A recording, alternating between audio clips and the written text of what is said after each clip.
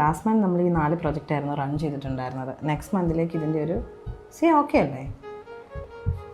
ചേച്ചി, ഞാനും എൻ്റെ പാർട്ട്ണറായിട്ട് എപ്പോഴും പ്രശ്നത്തില്ല. എനിക്കതങ്ങോട്ട് മാനേജ് ചെയ്യാൻ പറ്റുന്നില്ല. എന്തെങ്കിലും ഒരു ടിപ്പ് പറഞ്ഞുതരാമോ? ഹാർഡ് സ്റ്റാർട്ട്, അങ്ങനെ ഒരു വേർഡ് നിങ്ങൾ കേട്ടിട്ടുണ്ടോ? പ്രധാനമായിട്ടും കപ്പിൾ സെഷനിൽ ഇരിക്കുമ്പോൾ നമ്മൾ വർക്ക് ചെയ്യേണ്ട ഒരു മേജർ ഏരിയ എന്ന് പറയുന്നത് കമ്മ്യൂണിക്കേഷൻ പാറ്റേണിലായിരിക്കും. ഒരു പ്രശ്നം ഉണ്ടാവുന്നു, വളരെ ഇമ്പൾസീവായിട്ട് നെഗറ്റീവായിട്ടുള്ള ആർഗ്യുമെൻറ്റ്സിലേക്കും ക്രിറ്റിസിസത്തിലേക്കും കപ്പിൾസ് പോകുന്നതായി കാണാം.